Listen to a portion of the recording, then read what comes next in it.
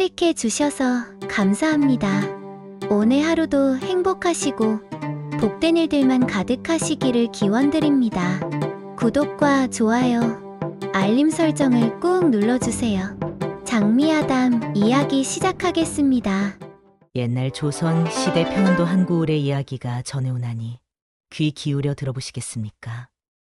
그 시절 동산 너머 작은 마을에 옥년이라 불리는 아름다운 과부가 살고 있었습니다. 하늘이 내린 팔등신의 몸매와 구결한 기품을 지닌 그녀는 일찍이 지아비를 잃고 홀로 살아가는 몸이었으나 그 아름다움은 바람을 타고 사방팔방으로 퍼져 있었지요. 가을 호수에 비친 달빛처럼 맑고 깊은 그녀의 눈동자는 한번 마주치면 영혼마저 빼앗길 듯했습니다.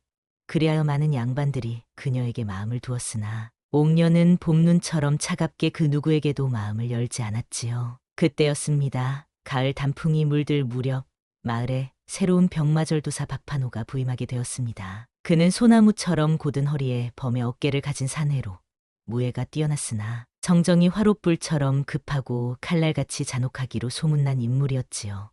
그 역시 옥년의 아름다움에 대한 소문을 듣자마자 그녀를 차지하고자 하는 욕심이 솟구쳤습니다. 대체 그 과부가 얼마나 빼어난 미인이기에 이리도 마을이 시끄러운 것이냐? 제 아무리 꽃같은 미인이라 한들 이 양반의 청을 거부하지는 못할 것이다. 박판호는 호랑이의 울음 같은 목소리로 말하며 자신의 머슴 두칠을 불러 옥년에게 보냈지요.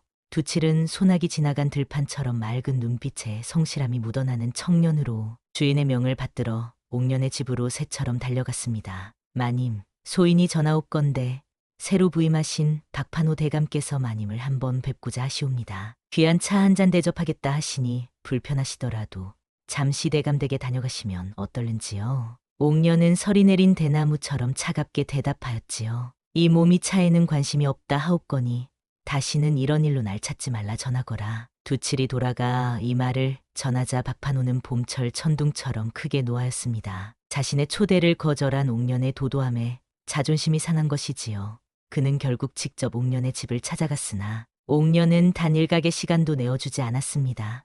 그렇게 박판호는 한 번도 겪어보지 못한 냉대를 받고 가을 폭풍처럼 분노에 찬 채 돌아올 수밖에 없었지요. 듣던 대로 도도하기 짝이 없구나. 감히 이 양반을 무시하다니 얼마나 교만한 것이냐. 박판호의 분노는 하늘을 찌를 듯했으나 옥년의 완고한 마음은 바위처럼 조금도 흔들리지 않았습니다. 그러나 이 만남 이후 두칠의 마음속에는 옥년의 모습이 이슬 맺힌 연꽃처럼 깊이 새겨져 버렸지요. 차갑게 빛나는 밤하늘의 별빛 같은 그녀의 눈동자가 자꾸만 떠올랐습니다. 그리고 그는 자신도 모르게 옥년에게 다가가기 위한 방법을 마음속 깊이 궁리하기 시작하였지요. 산과들에 단풍이 물들기 시작할 무렵 두칠은 약초 보따리를 가슴에 품고 옥년의 집을 찾아갔습니다. 그는 병마절도사 댁에서 일하는 틈틈이 산에 올라 약초를 채취하는 취미가 있었지요. 특히 그날은 진귀한 산삼 한 뿌리를 발견하여 옥년에게 가져가는 길이었습니다. 마님, 문 밖에 두칠이라 하는 사람이 찾아왔사옵니다. 약초를 가져왔다 하옵니다. 하녀의 정갈에 옥년은 봄날의 버들가지처럼 미간을 살짝 찌푸렸지요. 그녀는 꽃잎 같은 손으로 문을 열었습니다. 내가 어찌 이곳에 다시 찾아온 것이냐? 대감의 명을 또 전하러 온 것이더냐? 두칠은 고개를 저으며 가을 단풍처럼 상기된 얼굴로 대답하였지요. 그런 것이 아니옵니다. 마님, 제가 산에서 캔 약초이온데 마님께서 약에 밝으시다 들었기에 감히 가져왔사옵니다. 특히 이 산삼은 하늘이 내린 보물이라 마님의 겨울나기에 도움이 되지 않을까 하여. 옥년은 의심의 눈빛으로 두칠을 잠시 바라보다가 그의 눈에서 맑은 샘물 같은 순수함을 발견하고 마음을 놓았습니다. 그녀는 두칠을 안으로 들이고 향기로운 차를 대접하였지요. 약초에 대해 어찌 이리 밝은가? 양반집 자제들도 모르는 것을 내가 알고 있구나. 두칠은 연못에 비친 달빛처럼 수줍은 미소를 지으며 대답했습니다. 어려서부터 병약한 어머니를 위해 약초를 배웠사옵니다. 비록 글은 배우지 못했으나 산과들의 약초만큼은 제법 알고 있지요. 옥년은 두칠의 이야기에 봄눈 녹듯 마음이 열렸습니다. 그녀는 오랜만에 말문을 열고 약초에 관한 이야기를 나누었지요. 두칠은 자신이 아는 약초 지식을 봄비처럼 쏟아내며 옥년의 관심을 끌었습니다. 그 이후로 두칠은 틈틈이 옥년의 집을 찾아와 약초를 전해주었고 때로는 무거운 짐을 날라주기도 했지요. 두칠의 정성에 옥년의 마음도 봄꽃처럼 조금씩 피어났습니다. 그녀는 두칠에게 글을 가르쳐 주기 시작했지요. 내가 글을 배우고자 하니 내가 조금 가르쳐 주마. 그러나 이 일은 누구에게도 말하지 말 거라. 특히 대감께는 더더욱 비밀로 하여야 한다. 두칠은 기쁨에 넘쳐 매일 밤 촛불 아래에서 옥년이 가르쳐준 글자를 연습했습니다.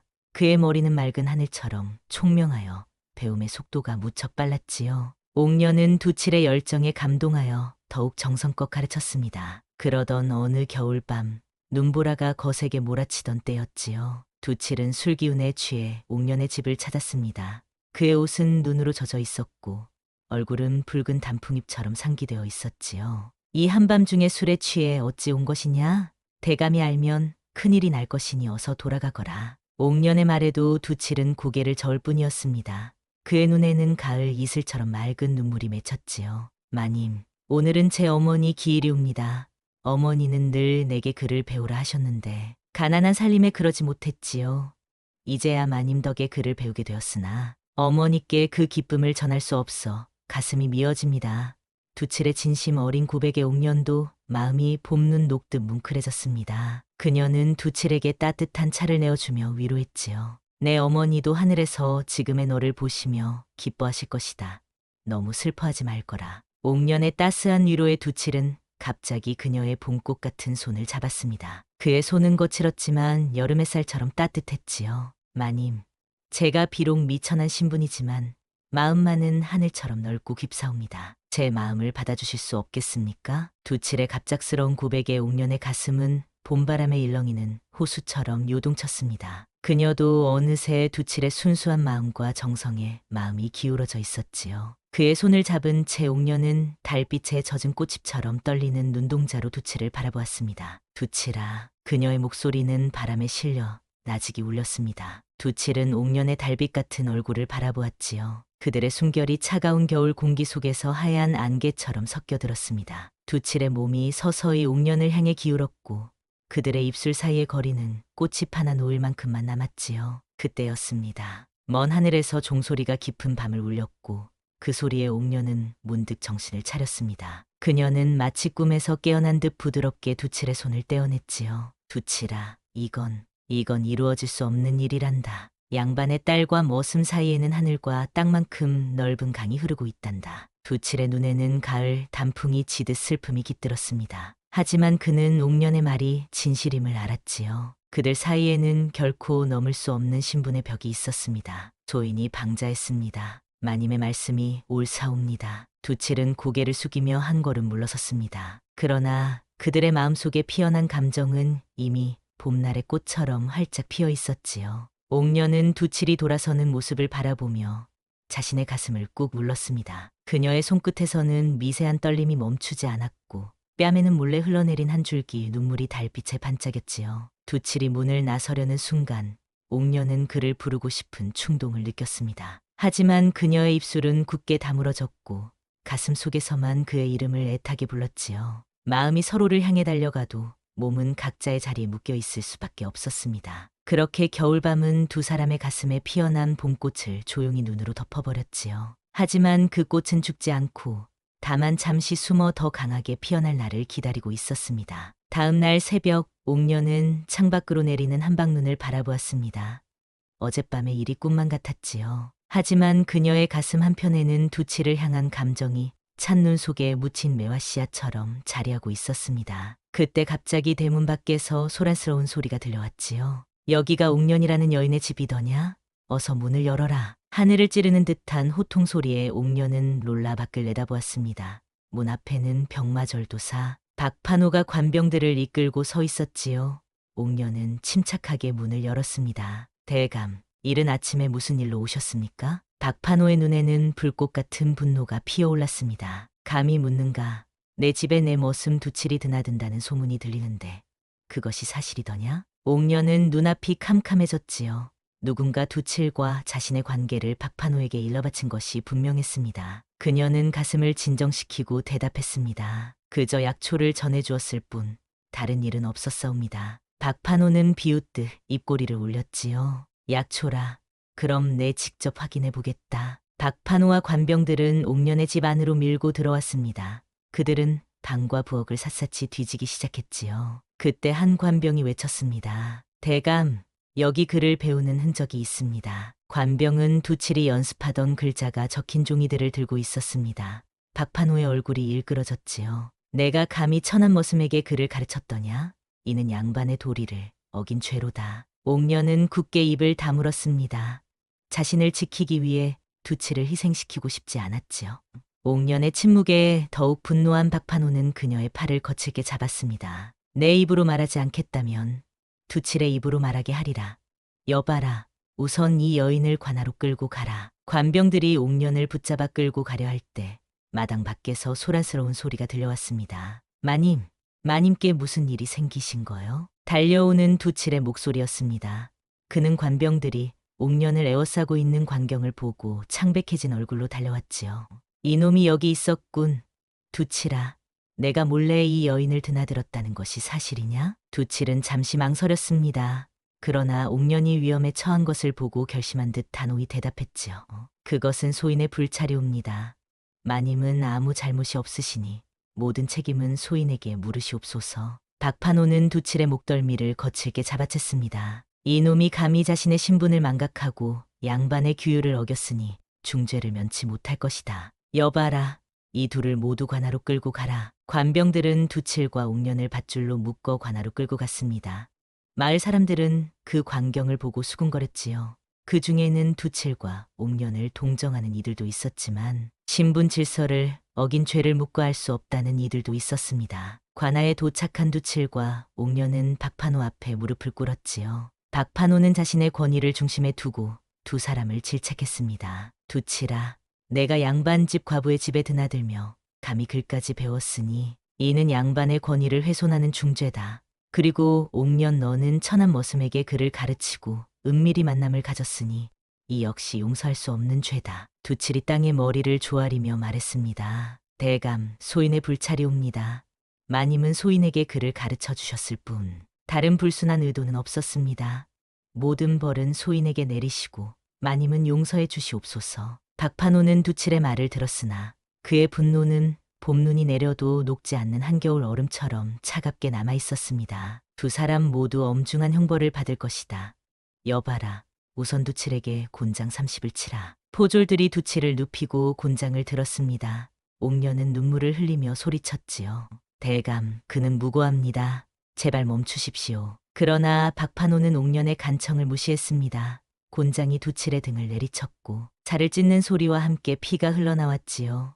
두칠은 입술을 깨물고 고통을 참았습니다. 옥년은 그 모습을 보며 자신의 가슴이 함께 찢어지는 듯한 고통을 느꼈지요. 매 순간 두칠의 몸을 내리치는 곤장 소리가 관아에 울려 퍼졌습니다. 그것은 마치 두 사람의 심장을 함께 내리치는 소리와도 같았지요. 30번째 곤장이 두칠의 몸을 내리쳤을 때 그의 의식은 이미 흐려진 상태였습니다.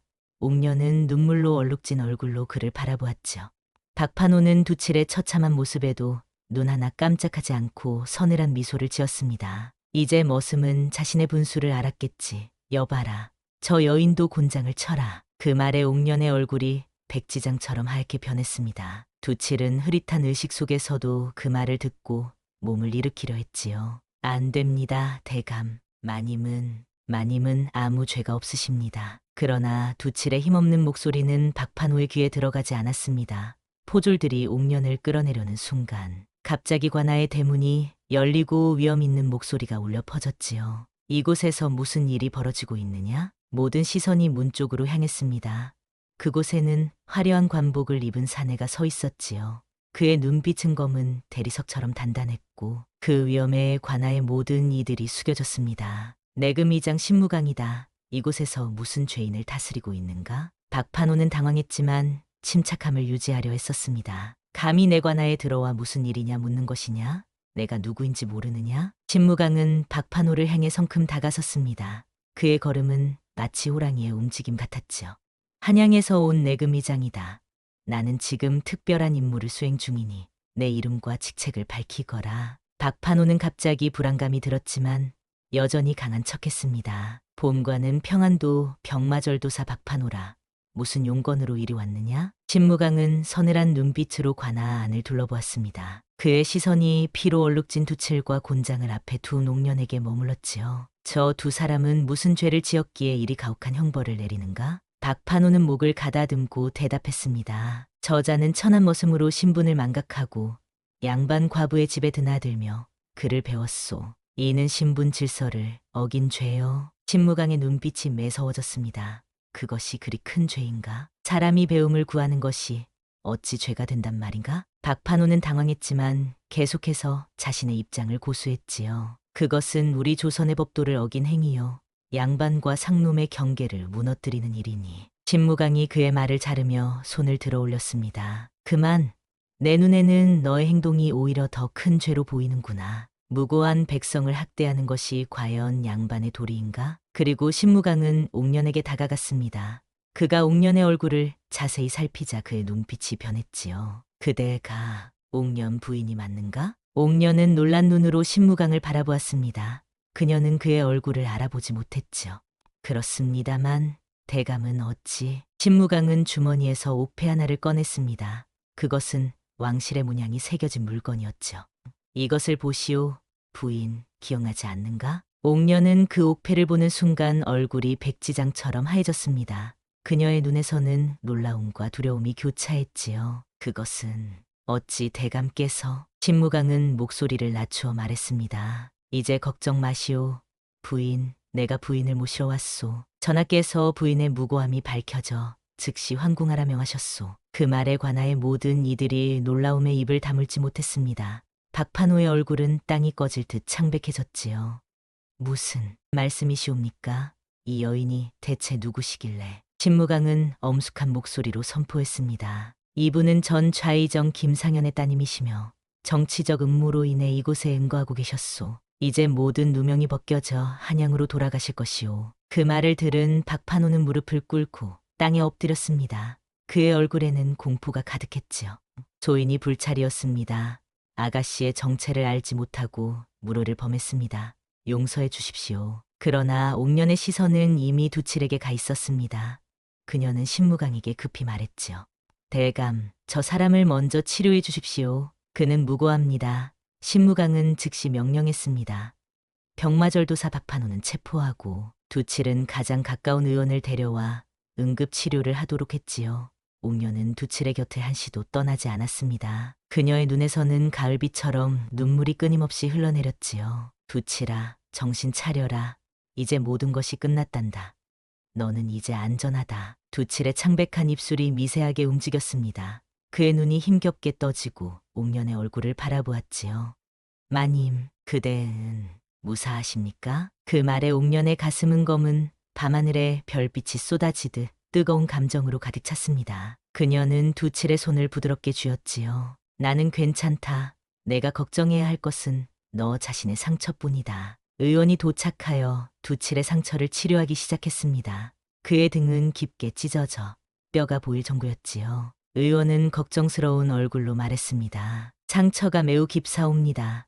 당장은 지혈과 감염을 막는 것이 급선무이며 온전히 회복되려면 다리 3번은 차고 기워야 할 것이옵니다. 신무강은 옥년에게 가까이 다가와 조용히 말했습니다. 아가씨, 이제 한양으로 돌아가셔야 합니다. 전하께서 기다리고 계십니다. 옥년은 두칠을 바라보며 단호히 고개를 저었지요. 나는 두칠이 완전히 회복되기 전까지는 한 발짝도 움직이지 않을 것이오. 그가 죽음을 무릅쓰고 나를 지켜주었으니 이제 내가 그를 지킬 차례요. 신무강은 잠시 생각하더니 고개를 끄덕였습니다. 알겠소, 부인. 그대의 마음을 전하께 아뢰겠소. 나는 병사들을 남겨 경호하도록 하겠소. 그렇게 세월은 흘러갔습니다. 봄이 와서 꽃이 피고 새들이 노래하는 동안 두칠의 상처는 천천히 아물어갔지요. 옥년은 정성을 다해 그를 간호했습니다.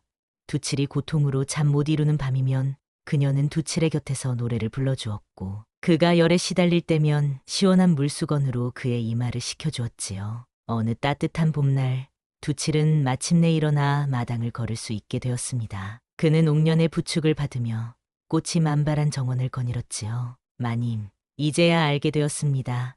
마님께서 얼마나 고귀한 신분이신지 조이는 감히. 옥녀는 두칠의 말을 따뜻한 미소로 끊었습니다. 두칠아, 이제는 그런 말을 하지 말 거라. 내가 누구든 우리의 마음이 진실된 것은 변하지 않는다. 두칠의 눈에 눈물이 고였습니다.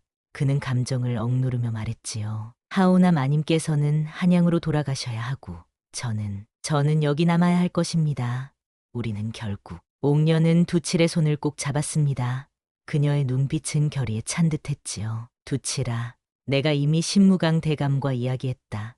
너는 나와 함께 한양으로 갈 것이며 전하께서 특별히 너에게 과거 응시의 기회를 주실 것이다. 두칠은 놀라움의 말을 잇지 못했습니다. 그의 눈에는 믿기지 않는 희망의 빛이 어렸지요. 그것이 정말 가능한 일입니까? 옥녀는 미소 지으며 고개를 끄덕였습니다. 그렇다. 두칠아, 내 재능과 충성심은 이미 증명되었다. 그리고 그녀는 잠시 말을 멈추고 두칠의 얼굴을 바라보았습니다. 그녀의 눈빛에는 봄날의 따스함이 가득했지요. 그리고 내 마음도 이미 너에게로 향해 있음을 이제는 말할 수 있겠구나. 두칠의 가슴은 폭풍우 치는 바다처럼 일렁였습니다. 그는 자신의 귀를 의심했지요. 마님, 그 말씀이 정말입니까? 옥녀는 두칠에게 한 걸음 더 가까이 다가섰습니다. 그녀의 향기는 봄바람을 타고 두칠의 감각을 감쌌지요. 두칠아, 내가 그동안 말하지 못했던 것은 우리 둘 다를 지키기 위함이었다. 하지만 이제는 더 이상 숨길 필요가 없구나. 두칠과 옥년의 눈빛이 깊게 얽혔습니다.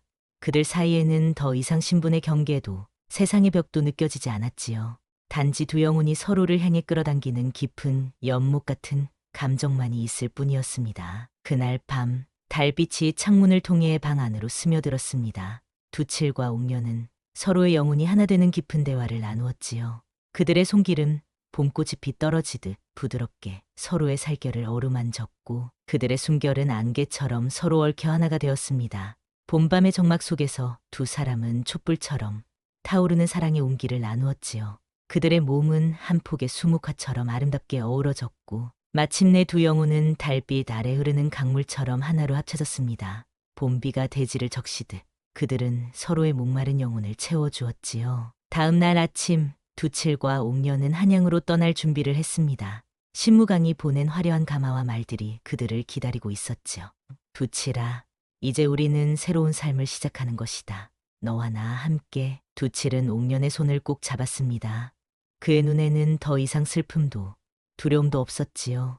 오직 희망과 사랑만이 가득했습니다. 마님의 곁에서 평생을 함께할 수 있다면 그것이 저에게는 하늘이 내린 가장 큰 복이옵니다. 그렇게 두칠과 옥녀는 봄날의 따스한 햇살 아래 신분의 벽을 뛰어넘어 진정한 사랑을 이룬 채 한양을 향해 떠났습니다. 그들의 사랑은 마치 겨울의 매화처럼 추위와 시련 속에서도 결국 아름답게 피어난 것이었지요. 그리고 그들이 전하는 이야기는 후대에 전해지며 진정한 사랑의 가치와 인간의 존엄성에 대한 깊은 교훈을 남겼답니다. 오늘의 사연 어떻게 들으셨나요? 신분의 벽을 뛰어넘은 두 사람의 애절한 사랑 이야기가 마음에 와닿았습니다. 한 사람은 도도한 미인이었고 한 사람은 순수한 마음을 가진 하인이었죠. 세상의 눈이 두 사람 사이를 갈라놓으려 했지만 진정한 마음은 그 어떤 장벽도 뛰어넘을 수 있다는 것을 보여준 감동적인 이야기였습니다. 과연 이 두 사람은 한양에서 어떤 삶을 살았을까요? 신분의 차이를 극복하고 진정한 행복을 찾을 수 있었을까요? 아니면 또 다른 시련이 그들을 기다리고 있었을까요? 옛 조선의 엄격한 신분 사회에서 그들의 사랑은 어떻게 이어졌을지 여러분의 생각을 아래 댓글에 남겨주세요. 구독 버튼과 좋아요, 알림 설정은 저희에게 큰 힘이 됩니다. 여러분 모두의 하루하루가 행복과 기쁨으로 가득하시길 진심으로 바랍니다. 오늘도 장미아담을 찾아주셔서 진심으로 감사드리며 앞으로도 여러분의 마음을 따뜻하게 해줄 옛이야기로 찾아뵙겠습니다. 모두 안녕히 계세요.